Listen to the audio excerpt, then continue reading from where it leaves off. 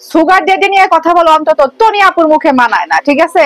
সে নিজে ওই পথের পথিক, সে নিজে ওই পথের পথিক হইয়া এই যে এই মডেলকে সে কিভাবে এত বড় কথা কথা বলতে পারে, এত বড় বড় সে ডায়লগ দিচ্ছে, মনে হয় যে সে এসবের কিছুই জানে না। উনি যে 90 বছরের এক বুড়া বেটার সাথে থাইকা বুড়া বেটার সাথে এত কিছু করে আজকে পরিচিত পাইছে, আজকে তার নাম হয়েছে উদ্যোক্তা, আজকে সে বড় ব্যবসায়ী, তারে কেনা চিনতো যদি এই বুড়া বেটারে না বিয়ে করতো, বুড়া বেটারে যদি এই ভিডিওতে না আনতো সে তাকে তো কেউ চিনতো না।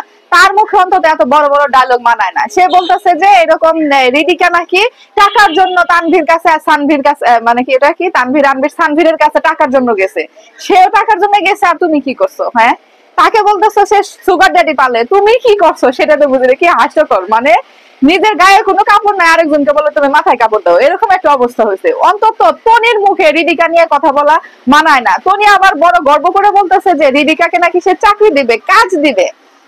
আরে ভাই, আপনার কাজ দিতে হবে না, ঠিক আছে? সে কাজ পাক না পাক সেটা তার ব্যাপার।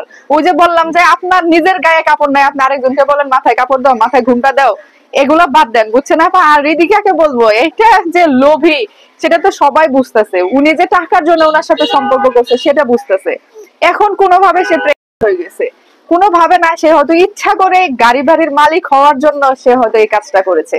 মানে বড় লোক যখন পাইছে, বড় লোক মানুষ, আর বড় লোক যারা আছে যাদের অনেক টাকা পয়সা আছে, তারা টাকার বিনিময়ে এসব মেয়েদেরকে তারা ব্যবহার করে। মোট কথা এসব মেয়েরা হচ্ছে ম্যাগি নুডলস, মানে হচ্ছে সোজা বাংলা ভাষায় আপনারা বুঝে নেবেন, ম্যাগি নুডলস এর বাংলা ভাষা আপনারা বুঝে নেবেন। এরা হচ্ছে মূলত ক্ষণিক, আর বললাম না, আচ্ছা ঠিক আছে, এগুলো একটু উল্টা পাল্টে আপনারা বুঝে নেবেন। তো এই মেয়েটা মুনিয়ার সাথে এত কিছু হলো, সবার জানে যে এরা এরকম, তারা জানে যে তাদের 101টা করে গার্লফ্রেন্ড থাকে, তারা টাকার বিনিময়ে এগুলা করে, আর তোমরা সে টাকা নিয়ে সেরা তাদের অর্থ সম্পদ ভোগ করার জন্য তোমরা তাদের বিছানায় যাও।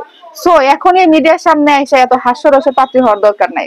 আর তুমি রিদিকা, তোমার যে লজ্জা নাই, তোমার যে সেটা হচ্ছে যে সারা দুনিয়ার মানুষ জানে, ঠিক আছে? কারণ এর আগেও তোমার সাক্ষাৎকার গুলোতে দেখেছি যে তুমি বলেছো যে ভালো ছেলে আমার পছন্দ নয়, খারাপ ছেলে তোমার পছন্দ।